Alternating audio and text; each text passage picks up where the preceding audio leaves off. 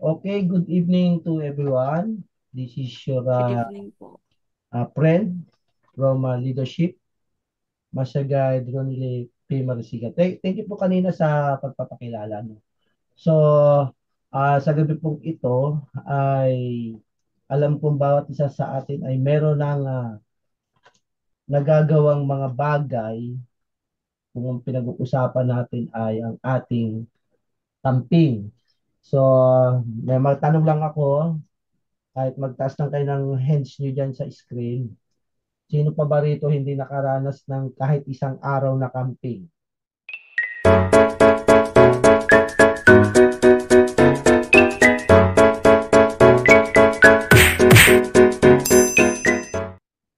Meron po ba? O lahat po ay naka-attend na ng camping? Okay. So may mga nag-ano naman, response. So this topic, it will be 120 minutes to discuss. Okay, but we need to execute na mas mababa doon, ano? Kasi kung pag-uusapan natin to, napakaraming bagay na dapat ihain para maintindihan. Kaya lang talagang since this is basic stuff, marami po tayong nakita na galawan na mga nangyari sa iba't ibang camping or sa pamamaraan ng camping. But we need to understand every camping, there are many things to happen. So, kailangan lang natin maging update tayo at upgrade tayo sa lahat ng mga. So ang topic natin ngayon ay ang topic natin ay camping and outdoor education. So we have objective first in camping and outdoor education. So sabi rito, to develop an awareness of basic camping and outdoor skills necessary for outdoor leadership. So sa simplicity ng pinapakilala sa objective ay meron na tayong pag-aalala agad. Bakit ko nasabi po?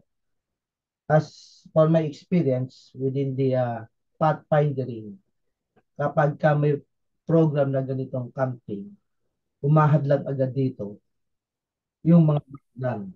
So, isa yung mga bagay kung bakit yun ang ating dapat maintindihan. Ano? Kasi outdoor ang camping. Eh. Meron din naman indoor, pero napakadalang.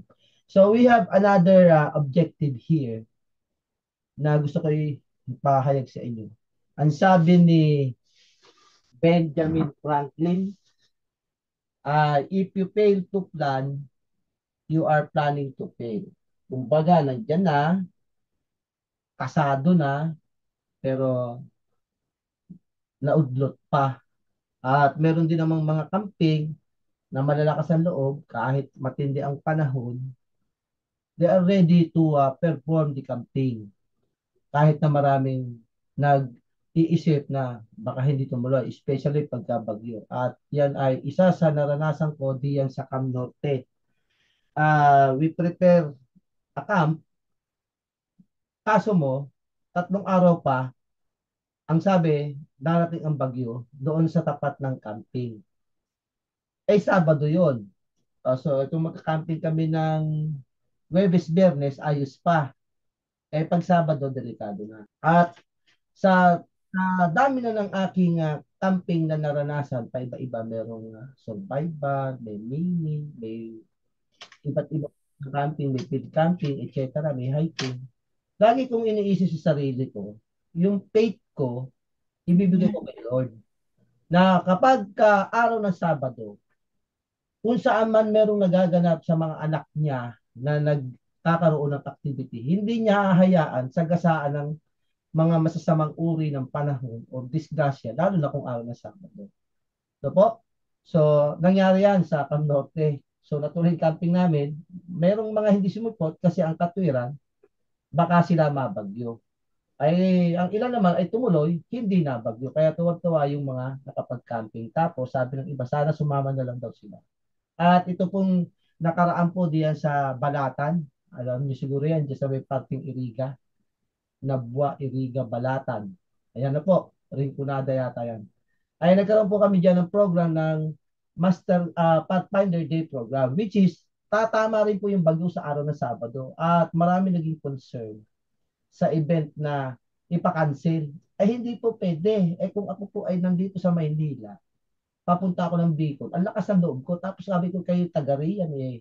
Sabi, pinangihinain ko na loob. Sabi ko, have faith in your heart. Sabi ko, hindi dadaan ng bagyo sa atin. Hindi tayo pupukulan. Hahagisan lang tayo ng biyaya niya ng ulan. So natuloy. Hindi dumating ang bagyo. At natuwa ko, nandun ang ating youth director, nandun ang ating lahat ng guests. No? So natuloy ko. So kaya, kailangan, pagka meron kang program sa camping, ay wag mong isipin yung failing. Kailangan yung planning mo matindi para magkaroon ka ng magandang programa.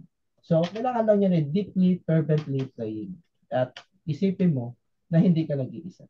Okay, next. Sabi rito, philosophy of camping. Outdoor living holds a tremendous potential in spiritual values and character building elements. So makita niyo mga kapatid, no? Kaya pala tayo magkakaroon dito ng ganitong program because of our spiritual values. At nakita din natin yung kalakasan ng ating mga gawain sa elemento ng ating pagkakampo.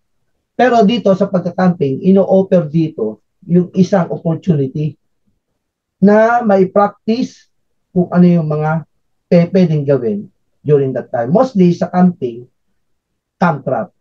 So, maraming beses ko na to pinagawa sa mga camping yung camp trap. Hindi ako nagpapadala ng kutsara, tinidor, plato. Sabi ko, nandiyan tayo sa camping, gamitin natin yung mga bagay na dapat mapakinabangan natin, na hindi tayo mahirapan din magbitbit. So, here for what? Building self-reliance, no? O pag sinabing self-reliance, eh, pinapalakas ang ating, ano nito, ating tinatawag na kakayahan, ano?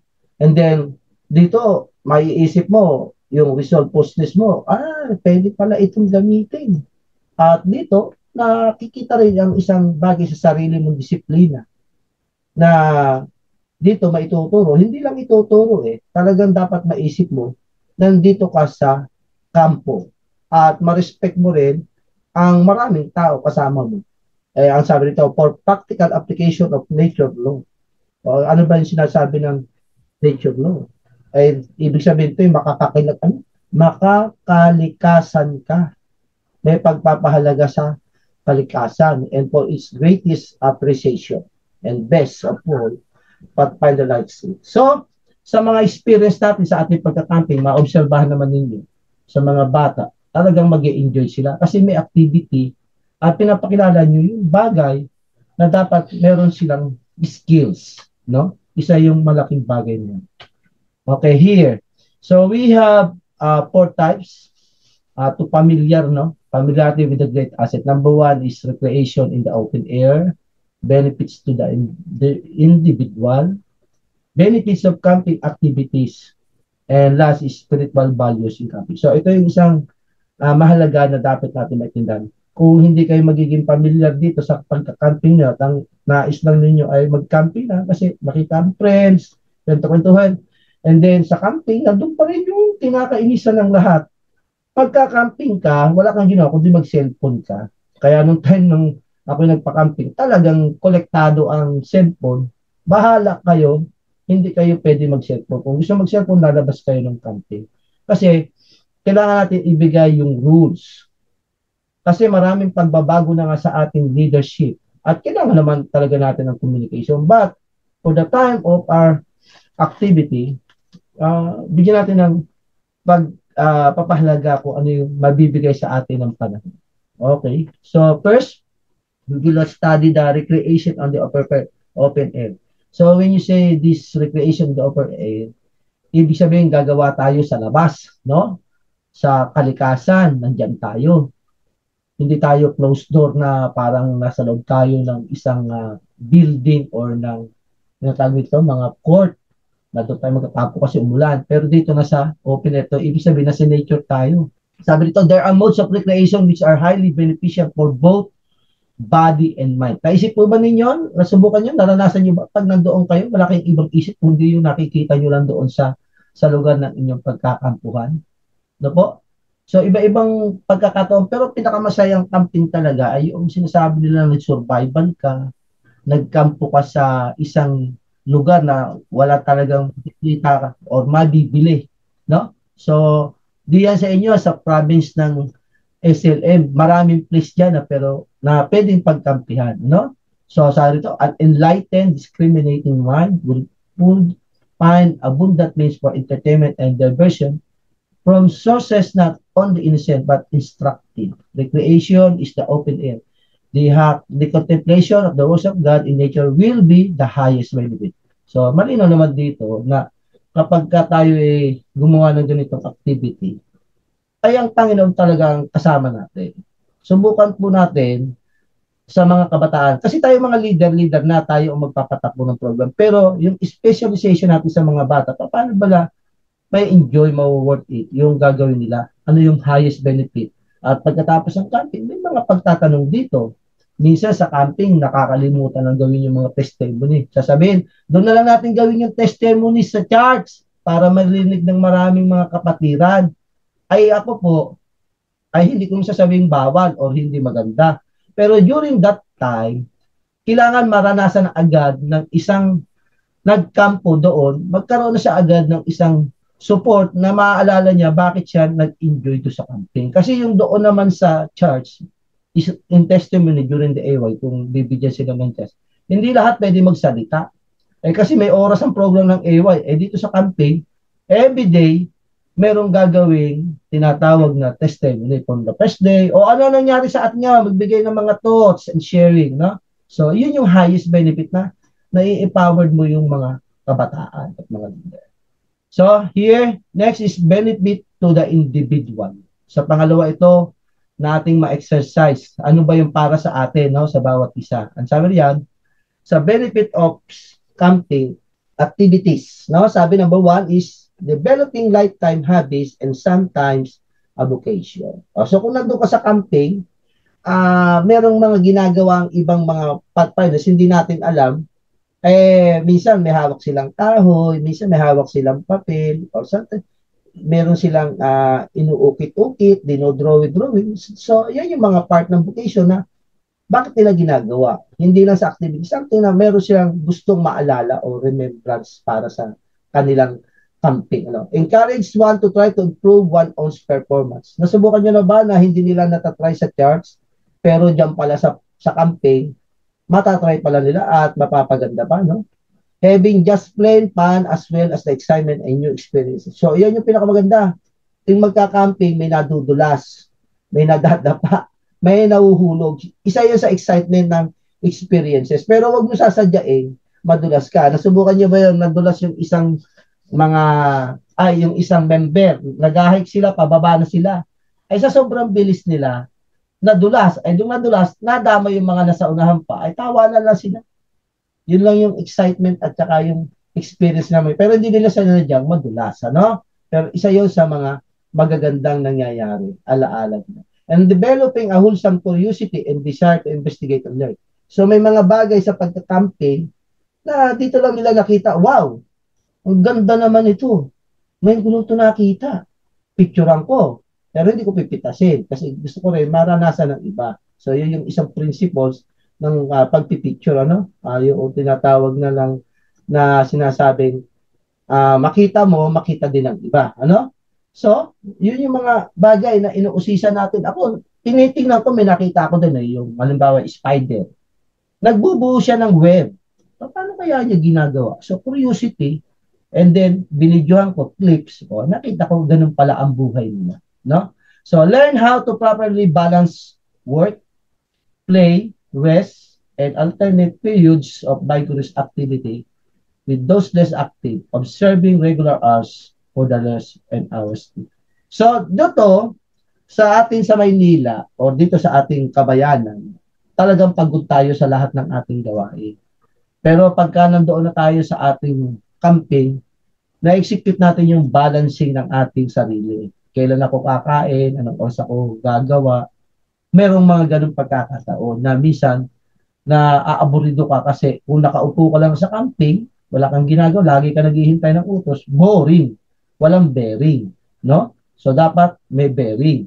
Kaya doon, dapat mag-exercise ka, makikisama ka. At marami sa campers talaga, ayaw lumabas ng camp. Nandun sa tent, nagpapahinga. Panguya-nguya. Alam nyo, ginagawa ko mga kapatid, confiscated. Magalit ka na. Nag-camping ka salbahe naman ni sir. Ay, salbahe na kung salbahe. Ay sabi ko, kahit tayo nagkakamping dito, may oras tayo ng limitation para sa ating mga management. May oras ng laro, may oras ng pahinga. So dito, in-exercise natin yung properly at proper program para sa kanila.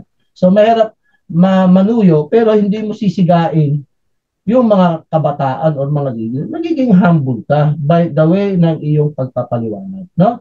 So nasa pag-uusap naman yan. Okay, number 6, benefits.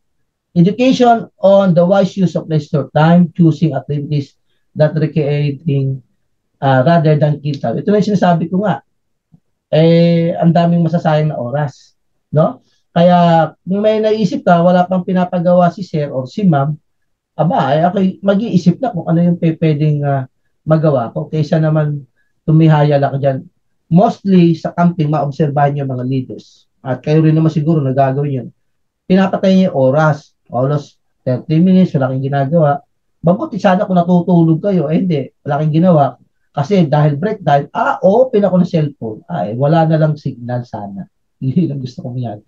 So number 7, learning to enjoy simple pastime that don't cost a lot of money as well as learning to entertain oneself instead of relying on others or account entertainment. So, marunong ba kayong magpasaya? Marunong ba kayong magpatawa? Marunong ba kayong mangulit? Or gusto nyo, parang kayo yung laging pinapansin para makulit kayo. So, dapat mag-exercise kayo, mag-share kayo ng mga bagay na hindi naman masyadong magagastos. Tara, punta tayo sa labas, nakakaboring dito, lakad tayo sa kalsada, hindi tayo pagkain. Kasi ayaw kumain ng pagkain dahil hindi nila mag-take. So, hindi sila nag-i-enjoy, kaya lalaya sila. Pero, dapat may control yon. Ngayon, meron nga nag-camping. Isang MGT ko yan. Pinag-camping ko. Ay, ang katwiran niya, hindi raw siya kumakain ng mga gulay, hindi raw siya kumakain ng mga kung ano-ano. Alam mo, ginawa, nagdala ng isang bag. Ang dala niya, puro mga chichirya. Tapos, pinag-share niya doon. Ay, hindi ba ako nagalit? Sabi ko, bakit yan ang pagkain mo? Kasi sir, hindi ako kumakain ng mga ganyan. So, yun yung isang time na dapat maituro mo na mahalaga. Kasi pinakain ko sila doon ng pako, galing doon sa may ilog, pinapitas ko. O ilaga, lutuin, kainin. Kasi survival yung aking camping doon sa Balatan. No? So, maraming paraan. Okay? Dito pa, sabi rito, nasaan na ba tayo? Ba't nawala ko? Okay. Developing appreciation for serious and thoughtful programs by participating in vespers, observing Sabbath, and enjoying campfire programs based on thought-provoking themes and rituals. So dito, mga kapatid, sa program, lalo na pagka dumarating na yung pahapon, paggabi, mostly nagpapaapoy tayo, di ba? Tapos meron tayong circling para makikinig sila sa devotional. And then sa Sabbath, pagdating ng Sabbath, na-invite natin ibang mga kasamahan, nagkikita-kita doon. Tapos, masaya yung mga nangyayari na gaganap doon. Meron doon pagsusoli ng mga kasalanan, ng binabato, sinusunod. So, dito, na-appreciate ng bawat isa na may nangyayari na pala sa kanilang pagbabago na hindi pa nila alam na nagaganap na pala. Yun yung isang benefits ng camping pagka merong nagawa. Now, let's go to the last, spiritual values in camping. So, closeness to nature. Sino ba ang nag-camping na hindi na-close ang nature? Hindi ninyo naintindihan, nag-camping lang kayo. Hindi nyo na-appreciate. Parang wala lang.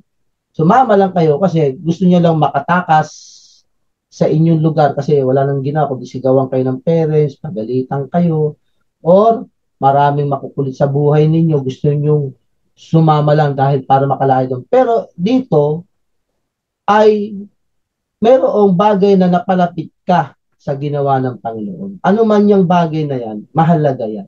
So, ikaw ang nakakaalam yan, ikaw ang nakakaranas yan. So, yun yung spiritual values in camping.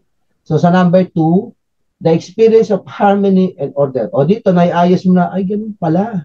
No? Ay, tama pala. So, dito, na-experience mo yung kapayapaan ng iyong buhay, both body and minds. So nagkaroon ka ng experience na hindi na ito magaganap, hindi na ito mangyayari sa buhay ko after dito sa camping kasi naranasan ko dito or nakita ko yung kapayapaan or yung binibigay ng pangako ng Diyos, no? Na dito ay merong kaganapang kapahingahan. Okay, God's great creativeness. So marami bang ginawa ang Diyos? Napakarami kapatid. During the camping, dahil nag-camping kami sa may bandang ilog, huli sila ng isda doon, huli ng tutubi. Kasi yun ang requirements eh. Kasi honors din yun. Insects. So, yan. Hanap sila ng insects, tapos huli sila, try nila. Tapos bingwit sila ng isda para manghuli. Gawa-gawa sila ng kanilang pamamaraan. Tapos doon sa mga puno-puno. So napakaraming ginawa ng Panginoon ano, para sa atin. So adaptability. When you say adaptability, parang ito ay kinukuha mo yung atensyon o parang tatanggapin mo, parang sinasang-ayunan mo na dito ay talagang matututo ka. No? And then cooperative fellowship. O, siyempre, dahil marami tayo dyan, marami tayong mga members, marami tayong mga pathfinders, o edi pagka may ganitong pagpupulo, worship time na tayo, punta na rito lahat ng unit.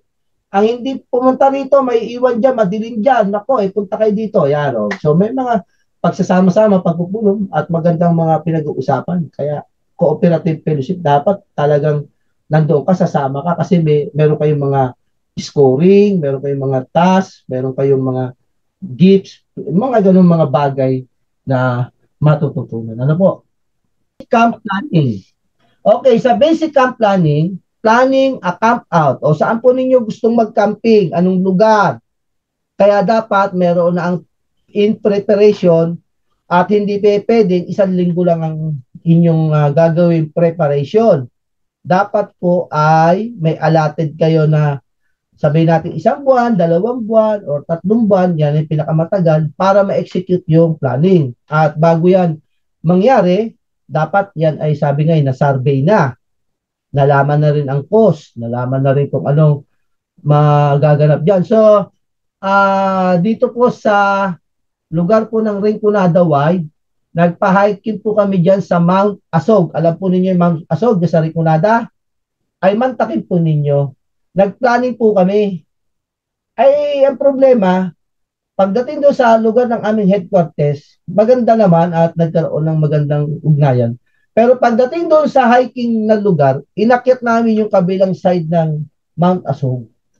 Abay, from anong oras yung umakyat kami? Parang 3:30 ng madaling araw. Nakarating, hindi, 1:00 ng hapon, nakarating kami doon sa site ng bandang 8:00 na po ng gabi. Pero hindi po namin naabot yung bundok ng Mount Asog. Bagkus tumigil sila, Sir Nilo, hindi na tayo tutuloy. Sabi, bakit? Ay meron po ditong cone. Sabi ko, anong cone? Ay na-landslide daw yung bundok. Ay nagkaroon ng butas. Cone, parang ganon. So paikot, sir, kawawa ang bata, dadaan dito, baka mahulog. Although malapad naman, sir, ang problema, pagka umihi o tumayo, baka mapalakad doon sa may bangin, mahulog. Di sabi ko, ang ginawa, bumalik kami, pabalik doon sa isang site na pahingahan. Ay, ang nangyari po, ako mismo ay naligaw, ay nagka-problema na, ay nagkagulo-gulo na, wala na signal. So, tatlo kaming naligaw na magkakasama kasi nasa huli kami. Ay, ang bibilis ng mga kabataan talaga eh. Ako naman ay may edad na at madilim na. So, takot at takot yung mga sama ko. Pero maliwanag ang buwan, nakikita ko yung dulo ng mga pusay. Sabi ko, magpahinga tayo rito, matulog tayo rito. So, hanggang sa dumating yung madaling araw, 3:00 gising kami, tapos naghanapan na. So, hindi nagkasundo, nagkagalit-galit yung mga leaders. Saan ba kayo nagpunta? Ano ba nangyari sa inyo? Talagang hinanakitan. Pero kinontrol ko yung mga feelings nila na huwag mangyari yung mga gano'n. Kasi part yun ng experience. Although talagang nagkasama ng loob, nagkabati din naman po. So, ang ginawa namin, bumalik kami. Pagdating sa campsite ulit, bumaba kami, 8:00 na. Ginawa namin, kailangan maakyat natin ang Mount Asog. Dito tayo sa kabilang side. Inakyat namin sa kabilang side. Nakarating kami doon sa kabilang mga 9:00 na. Adi, Pag-akit namin, tama-tama, lumilipad yung isang magandang lawig, tapos ang ganda ng grade ng bundok. So, yan, napakaganda po ng ganyang experience. Kaso mo, 2 beses kami umakyat ng height. Yung 1,397 na lakarin, times 2 nyo, parang inakyat na namin yung bundok dyan sa may Naga. Ano ba yung sa Naga dyan? Isarog. Isarog ba yan? O yan. Ang laki niyan. Kaya sabi ko, mahirap mag-camp out pag walang planning. Pero sa program ng planning, iba naman ang pinag-uusapan dito. Eh, siyempre, ano yung ipapatakbo mo sa iyong pagkakampo? Camping high, paid camping, survival camping. Ano naman yung ipapanukala mo? So, dapat kung ano yung program doon sa lugar na pupunta mo, dapat i-base mo yung activity mo. Huwag yung parang corny ka doon sa activity mo. Hindi naman pwede doon pinapagawa mo. Hindi maganda, no? So, dapat based lagi doon sa lugar. Then, guidelines for good camp out. Siyempre, maraming guidelines, sa ating good camp out. Ano ba yung good camp out na yan? So, malalaman natin yan. Madali naman yan. Basic hiking list. Ayan, sa hiking list, ano yung mga dapat bitbitin? Eh, marami na akong nakasama, ang bibigat ng dala. May dalang kaldero, may dalang kawali, may dalang baso, may dalang plato. Ay, nung nakita nila ako, Sir Nino, bakit yan ang bitbit mo lang? Sa ano lang, sando. Yung alam niyo yung fishnet na parang sandobag nun, fishnet. Kasi ngayon ang sandobag ngayon, plastic na eh. Ang dinala ko lang nun, sandobag. Tapos kumuha lang ako ng isang kaya, sinakbat ko sa likod, nakalagay lang doon ay 2 damit. O tsaka yung pang-reserve ko sa akin. Kasi isang araw lang naman yung hiking, balikan. Ay sila kung todo kung anong dala, ay hingal-hingal. Pagbalik, tawa lang ako ng tawa sa kanila. Ay sumunod nun, hindi na naulit. May dala pa ng kung ano doon, may unan pa. Sabi ko, bakit? Sabi ko, kasi hindi naman talaga ako totally ang nag-lead ng camping. Eh, nag-observe ako na mali yung ganun sistema. Kaya dapat talaga, ililist ng student kung ano yung dapat. And then, number 5 is country code. Okay, pag sinabing country code, mga rules nila, susundin niyo. Pag sinabing may guidelines dito, huwag kayong susuway. So sa atin dito sa Pilipinas, mga Pilipino, pasaway. Sinabi mo magpitasin, pipitasin pa rin. Eh sir, nandiyan sa labas ng bakat. Oo nga. Eh papaalam ka pa rin na hihingi ka, hindi basta pipitas ka dyan. Eh kung pagalitan tayo dyan. So may mga country code tayo, katulad din ng mga sinasabing mga calls, mga emergency, mga dapat nating malaman yan. Madali naman yan kasi meron tayong coordination with our leaders kung paano yan. Kaya dito, sa planning camp out, sabi dito, planning a camp. In Pathfinder clubs, camping and outdoor activities are a necessity and are highly beneficial to both body and mind. Na-explain na natin yan, no? Isa yun yung maganda na dahilan na beneficial, both body and mind. And then it is our aim to give you a sample of what is required of each leader in planning camp out. O yan, hindi pa pwedeng isa lang ang nagsasuggest. Kaya dapat marami kung ano yung kabubuti. No? Okay, next here, planning camp out, planning a camp. Siyempre, may pathfinder committee tayo bago tayo magka-camping. First, you should notify the church. So, present the club plan, including the unit plan and the program. So, yan yung notification for our church. So, you must be ratified kapag na-present mo yan. Okay, then, after that, you will notify or endorse to our parents. So, yan. Siyempre, permission to use site kung sa kanilang lugar.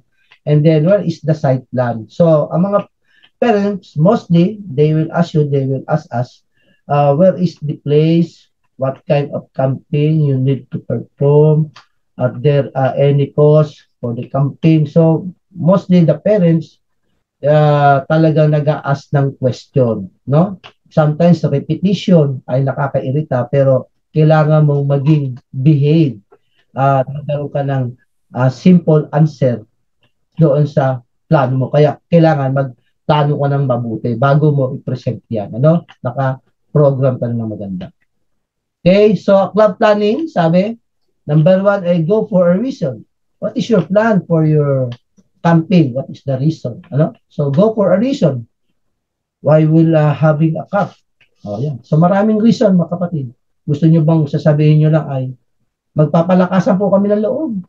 Kami po ay magluluto ng itlog sa papel. Kami po ay maglalaga ng kamote. Yung ba yung mga reason kung bakit isasama sa camping? Pagka ganun ang reason nyo, ay ako na magsasabi, ayoko sabihin na or judgment na wala kwenta. Pero hindi siya good for a reason.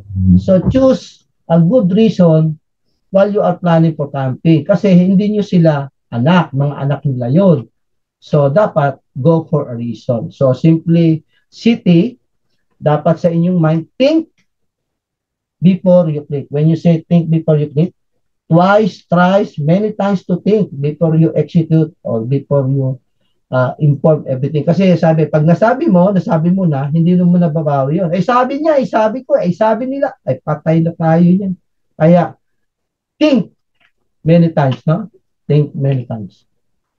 Transportation, ay kung kaya mag-commute ng malalaki, mag-commute. Kung may sasakyan, magsasakyan. Kung wala, mag-hard. Ay may gastos yan, kaya kasama sa planning yan. Yan, transportation. At siguraduhin, 4 ang gulong, nakakabit lahat ng maayos ang tornilyo at talagang marami ng cost ngayon sa transportation, nadidisgrasya, hindi siya nabangga. At yon ay dahil sa hindi chinek ang sasakyan. And mostly, dapat naka-insured. Kaya ngayon, talagang ang insurance policy binibigay. Namamahalan ba kayo sa 50 pesos? Hahanap kayo ng insurance na merong insured kayo na 50 pesos? Kasi katwira na iba, wala naman. Hindi naman mangyayari yan. Okay lang yung ganun kaisipan. But for this happenings na marami nangyayari, katulad ditong nabalata ko huli, parang meron daw yatang nakuryente yung mga Boy Scout. Itong nag-camping dito, may mga nakuryente daw. Abay, sabi ko, mayroon nakuryente yung pathfinders. Oh. So, dapat merong tinatawag na security sila. And then the tents, gaano kabigat ang tents? So, bahala na kayo kung anong tents. Ako, ang ginawa ko lang, kapatid, ay kumuha ko, pumutol ako mga dahon ng saging, dahon ng nyug, ginawa ko siyang tent. So, depende na sa inyo kung gusto niyo magbitbit ng tent at depende rin niya sa camping. Kung field camping yan, halimbawa, naga, ay, dyan sa NBAC, hindi nyo kailangan mamutol ng ano dyan, ng mga kahoy. Wala nang puputulin dyan. Mag-tent kayo. Pero kung ang camping ninyo talagang nasa nature kayo, kalikasan talaga, magdala kayo ng tent. No? So, depende sa sitwasyon. And then, general gear, I don't like to explain this. Pag sinabing general gear, ay, magsusuot ba kayo ng malamig, ang gagamitin nyo ay napakanipis, ay malamig nga Ay, kung mainit, susuotin nyo ba yung pinakamakapal? So, think of it, no? Na yung general gear is yung security sa inyong pangangatawan. Then, first aid kit, at wag na wag itong kakalimutan, kaya pa nagka-camping ako, Polig! Okay, ilabas lahat ng gamot, first aid kit, pagsama-samahin. Sir, gamot ko to, sir, hindi pwede. O, lagyan mo ng pangalan. Para sa'yo yan. O, pagsasama-samahin. Sir, hindi na po. Ako na po magtatabi. O, ikaw ang bahala kung gusto mo. Pero alam mo gamitin. Hindi po, sir. O, ilagay mo rito. Kasi takot siya. Sabi ng magulang, wag ka daw, wag mong bibigyan kasama mo, ha. Sa'yo lang to, ha. Wag ka magpapahiram. Ay, sabi ko, hindi natin ituturo yung pagiging madamot. Pero tuturo natin yung kaayusan. Dapat merong matulungan. Ano? And then camp personnel, siyempre sa camp, hindi pa pwedeng isa lang ang camp leader, kaya may camp deputy director, then may mga camp staff. So mahalaga yan. Ibig sabihin, meron naka-assign sa food committee at meron din naka-assign dito sa mga martial. Kanya-kanya, kaya pa nagka-camping, dapat nakaplano. No? And then food. Ano ang food? Bahala na kayo. Kung anong food, sa probinsya naman, makakita lang ng kahit anong dahon dyan, sasabihin na pwedeng kainin yan. Makakita ng damo dyan, gamot yan. Ay doon niya ako humahanga dahil kawawa dito sa Maynila walang mga knowledge na ganyan na mga medicine or foods na pwedeng kainin, no? So marami diyan mga pagkain na nakakain pala hindi alam. So maganda 'yon. Number 8, plan meetings around a team. Yan, pag nag-meetings kasama ang grupo, no? Pero hindi lahat kasama, pero merong mga ususero, abangers na kahit hindi kasama sa meeting, sasabihin niyo ba meeting to ng mga ng mga leaders, sasabihan mo bagay yung ganung mga tao, napalapit lang siya bisita siya sasabihan mo ganun, hindi masasaktan yun. Sasabihin mo lang, upo po kayo, maganda po nandito yan. Yun. Pero yung makialam do sa meeting, wag naman, kayo nang bahala magpaliwanag. And then campsite inspected prior to camp out. Ayan na. So dito naman experience na natin. Ay, lalo na pagkakampore. At pagkakampore, wala nang inspection yan. Pag sinabi ng camp management, o doon po kayo sa site na yun. Wala ka nang i-inspect doon. Anong i-inspect mo na lang doon kung may langgam, kung malanggam, kung madahon, kung maraming tusok-tusok. Meron pa rin inspection. Pero maganda talaga, ayusin yung campsite kung saan kayo nakalugar. Ano? Secure permission from owner of land. Ay siguro kung salimbawa sa AUP, sa NBAC, ay bago naman kayo mag-camp dyan, magdi-deposit yata kayo dyan. Kasi gagamit niya kampo. Pero kung halimbawa sa ibang land, makikigamit kayo, pwede mo ba makipag-camp dito? Ay parang hindi naman masyadong nagaganap yun. Bihira naman yun. Ano? Pero kailangan pa rin maghingi ng permission. No? Then hygiene. Ay sa hygiene, wag kayong magkakampo talaga na walang tubig, mga kapatid. Yari kayo talaga, mambaho-baho na kayo. Ay kaya nga yung hiking walang tubig yan sa bundok. Kaya pa nag-hiking ang tao, isang araw lang o 2 araw, baba na sila kasi mamamayo sila. Ay paano yung pagdumi nila doon, yung ano nila kung saan saan. Ito, yung last hiking namin sa pinakamataas na bundok dito sa may parte dito ay naakyat namin. Talaga namang kanya-kanyang spot pupunta ka kung saan mo gustong dumumi, wala kang maliliguan.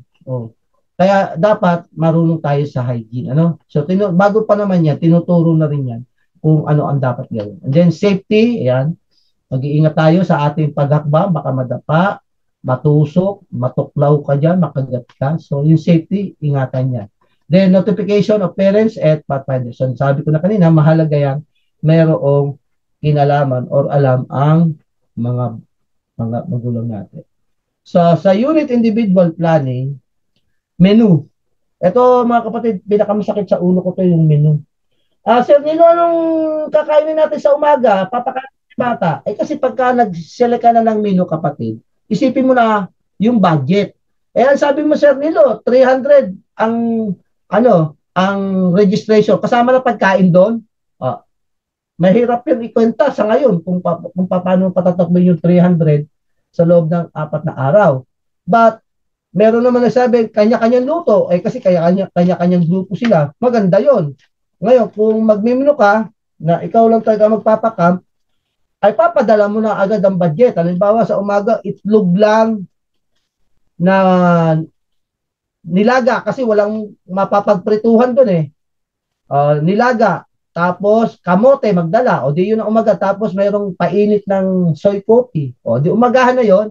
So, nag-iisip ka ng menu na hindi naman magugutom, pero yung kalakasan ng pangangatawan, kasi sabi nga, dapat marami kang sugar pagka meron kang ganyan kasi maubos ang power mo no? So, isipin yung menu. Hindi yung menu ay meron tayong sopas mamayang gabi. Ay sabi, meron tayong tinola na walang manok mamayang gabi. O mamayang pambira, sabi ko, tinola, walang manok. Ay, di hunting ka ng manok dyan. Nasa lugar ka na Magpapaalam pa ba?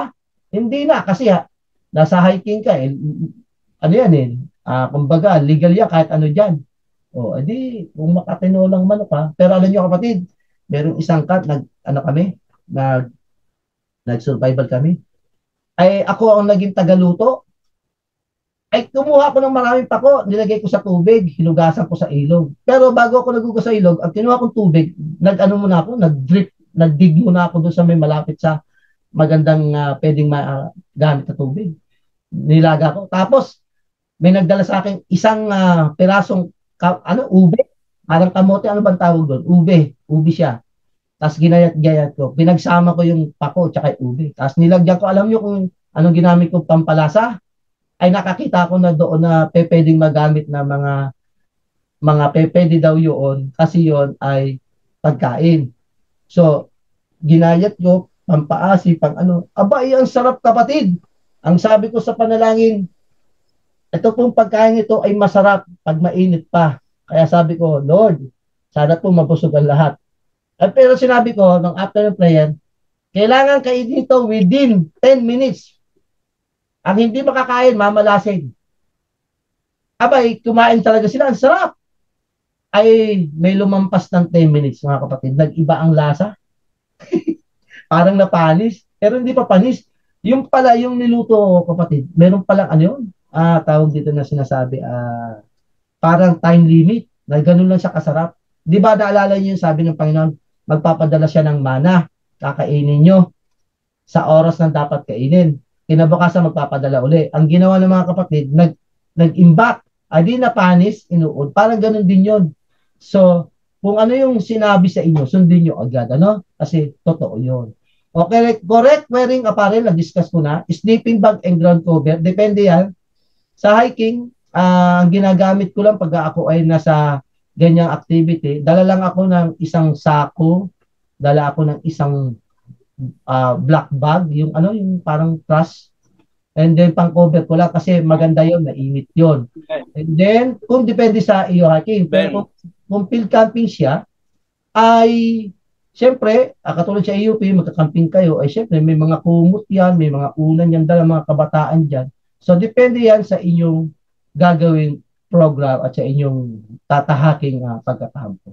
So sa personal first aid kit, malamang kailangan talagang may dala kayo para sa ubo, para sa kate, at ano pa man, ano? So backpack, pack properly. So tunay-tuno to kaya mayroong backpacking. So dito hindi na natin to discuss, pero sabi nga pag nagba-backpack ka, kung ano yung mabigat sa gamit mo, ilagay mo doon sa pinakailalim hanggang doon sa ibabaw kasi merong weight yan. Depende rin sa bigat or laki ng bag mo. Okay, cooking utensils. Sabi ko nga, kung depende sa camping, kung ang camping ay sa ano lang, sa mga field, magdala kayo ng mga kailangan gamitin. Pero pag sa mga hiking, sa mga survival, minsan hindi na yung pinapaano, maggagawa kayo ng sarili ninyong mga gamit para maka-provide, ano? And then arrange items for campfire. So, we have a lot of style. Meron tayong tinatawag na mga Indian fire, nag-cabin fire. So, depende kung paano kayo magpapa-activity, paano rin ninyo sindihan o papaapuyin yung inyong mga activities sa inyong campfire. So, chaplain's duties. Chaplain duties, parang alam ko to, merong bahagi to na malaki, mostly sa mga elders, sa mga pastor na nandoon. Pag nagbibigay ng pampalakas ng loob, mga spiritual, mga bagay. Kung merong di pagkakaunawaan, isa rin sa bahagi nila na pagtagpoy kayo. Alam niyo mga kapatid, merong isang campers doon, tatay. Tapos, may asawa, may anak, may mga pamangkin. Alam niyo, natakot lahat ng campers kasi yung tatay nagwala. May iniutos, hindi sinunod. Kawawa naman yung mga campers, natakot na. Kinuha yung gulok, tapos pinagtatagtad ba naman yung neckerchief niya? Sabi na, hindi na ako mag-NGT, hindi na ako magti-training. Ganito katigas pala ng mga ulo ng mga mahal ko sa buhay. Ay, tinagtad yung ISO, natakot yung mga campers. So, kinausap ng pastor, o yun, yung mga ganun bagay. No? Meron silang responsibility at aalamin kung bakit nangyari. Pero, hindi lang doon sa ganung situation, but rather ay mahalaga yung magandang pagpapaliwanag. Ano? So, sa program planning, ay siyempre dates. Itong dates na to madalas to may atras eh. Ito lagi sa problem ng ating mga conference mission, may schedule na atras na naman. And then sa time, hindi talaga nasusunod yan, pero dapat masunod, schedule, activities, games, etc. So, ako katulad we have incoming dito sa Gabaldon, P1 na gagawin. So, maraming meeting, pero ngayon pa lang nakakaramdam ako yung ibang mga itinilaga, nagre-resign na, umaalis na kasi meron silang commitment sa ibang lugar. Hindi dapat sana sinabi ng maaga. Kaya ngayon, nagkakandumahog ngayon kung sinong ipapalit. Pero hindi naman masyadong mabigat ang issue. No? Pero kailangan talagang pag-uusapan yung mga planning niya. And then, number 3, guidelines for good camp out. Sabi ito, general rules for running a camp out. Ayan, meron general rules, no? Pag sinabing meron do's and don'ts, kasi may camp order yan, ano, na susundin tayo. Sundin natin, ano, para hindi tayo maliligaw. And then what to bring, cooking arrangement, okay, on the go. Ito, isang bagay na to, maganda to eh. Pag sinabing may camping, on the go siya. Mami, may camping kami. Sasali ako wag mo akong babawalan kasi matagal ko nang hinintay ito. Kumbaga parang gusto niya laging aalis, gusto niya laging lalakad para talagang on the go siya, willing siya na makabahagi doon, ano? So, sa mga ganong mga activities. Okay, when you come back, paano ba yung when you come back? Ay di, see you, no? When you come back. So, simple lang. When you come back, ay siguro meron kang naging lesson dito at meron kang natutunan sa ating country. So, malapit na po. Basic hiking list, food, clothing, personal, above all, and remember and recite often. So, ayan. Kailangan lagi nating, ito ang dadaling ko. Ako po, ang daming best ko na, nasa labas na, ay, balik na naman, nakalimutan ko, pambira, lakad na naman pa uwi. O, ayan, balik. So, kaya dapat nakalist na kung makakalimutin kayo, no? So, mahirap may makalimutan. Katulad dito si Pastor Ronnie Nibago. Galing kami rito sa ano tawag dito? Mabini, Alicia, diyan sa Isabela. Ay ngayon, na unang umuwi, ay naiwanan yung isang gamit niya, ay mamahalin. Ay mabuti, hindi pa kami nakaalis. Di nakuha namin. Ngayon ang problema niya, paano niya kukunin? So, mahalaga na talagang bago tayo aalis o uuwi, hindi lang double check, maraming beses mag-check kung ano yung naiwan. Yung iba talaga, iniiwan na, dyan na yung brief ko, dyan na yung panty ko. Napapansin ko sa camping yan, dami iwan niya, yung mga tag dito, tuwalya, mga kung ano pa, napakadami, nakakahiya naman na ginagawa natin yun na tayo ay walang principle na yung tinatawag ng LNT, leave nothing trace, di ba? So, dapat check natin mga kapatid, huwag natin iwan doon, ano naman, nakakahiya naman na pinagamit tayo or nagbayad man tayo, dapat makakalikasan tayo, ano? Okay? Ano pa ba? Okay? So, sa country code, malapit na po. When on a hike, participants should observe the following, the country code. O, nasabi ko na kayo na, whistle code.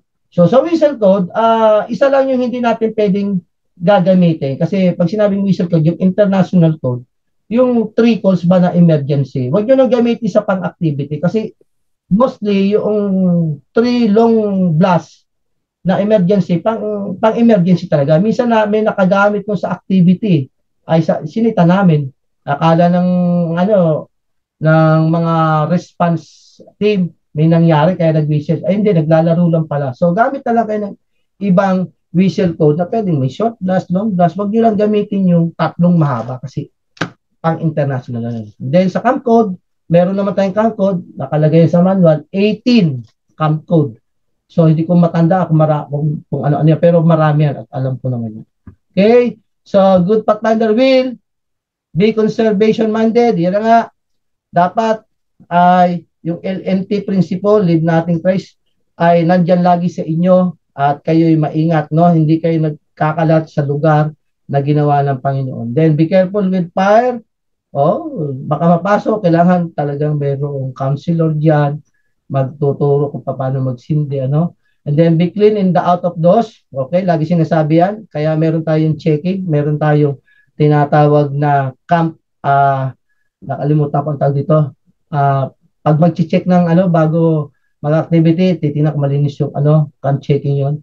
And then be considerate of others, no, sa property. Huwag kayong basta nangangailan nang hindi sa inyo or pumapasok sa tenant, etc. So, sa types of camping, we had site camp, so static. So, mostly ang static, pag sinabing static, naka-steady lang talaga yung camp nyo doon hanggang sa matapos. No? Yung traveling camps, mostly, ito siguro yung hiking na talagang palipat-lipat tayo ng lugar.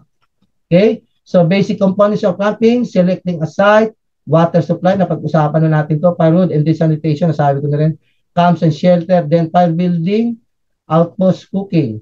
So, sa fire building, ay siyempre, talagang dapat maingat kayo, baka magkasunog tayo dyan, ano? Lalo na yung mga ember na lumilipad na hindi nyo napansin, lumaki na. So, ito may mga pamamaraan para makapagpasunog, mga gamit itong mga pang-friction, flint, and then types of fire extinguishing if you have, no? So, yan, yung mga bagay dyan. And then, last, nature study. Ito pa yung last. The importance of nature study. So, ito, kaya ako nilagay ito dito kasi maganda itong topic.